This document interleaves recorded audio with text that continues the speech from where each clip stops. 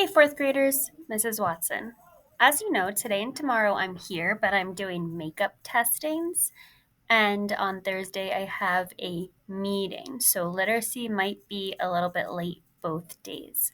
For today, Wednesday, you're going to just check through the checklist, and you have two activities you must do before you do the book club project.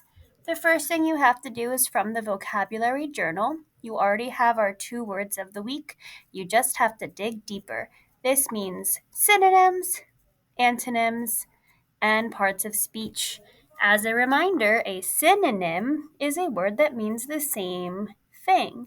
So you are thinking of words that are similar to swift or swiftly and rare. For antonyms, you're thinking of opposite words if the website does not give you any. So think, what's the opposite of something that's rare? What's the opposite of something that is swift? You also have to find the parts of speech based on what our vocabulary website shows you. You also have to do your heart words. We have 4 Build-A-Word pages. You are responsible for doing 2 of them today. But you must cut them out and glue them where they belong. Sometimes we miss that step. It's important to do that.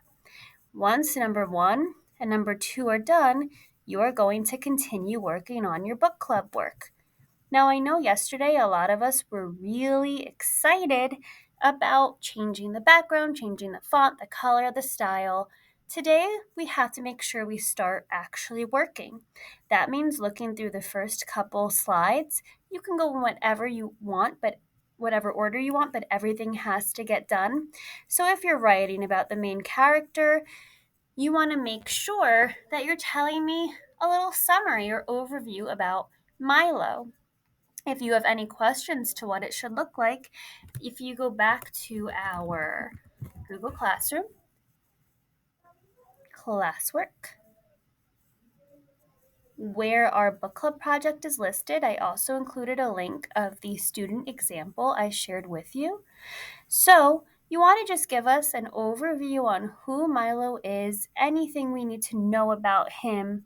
If you want to do it in one text box, 2 text boxes, give us some background on Milo, and then maybe the second text box can be how the story ends and what he learns in the end. It's okay to tell the full story because we're only sharing this with other students who have read it. Again, you can go in any order you want. Secondary characters, you might want to write the little bit that we know about Dr. Silverfish, that he's the author of this book, and maybe how you might describe him. You can write about Milo's sister or dad. We probably have more information. And as you know, setting, problem solution, recommendation, your choice. Each slide must be more than a sentence. At this point for 4th grade, almost 5th graders, if we look here, 1 to 3 sentences, maybe even 4 or 5, depending on what you're writing about. If you have any questions, please try to move forward as best you can. Do not get hung up on changing the fonts or colors. Today is all about writing. Get started.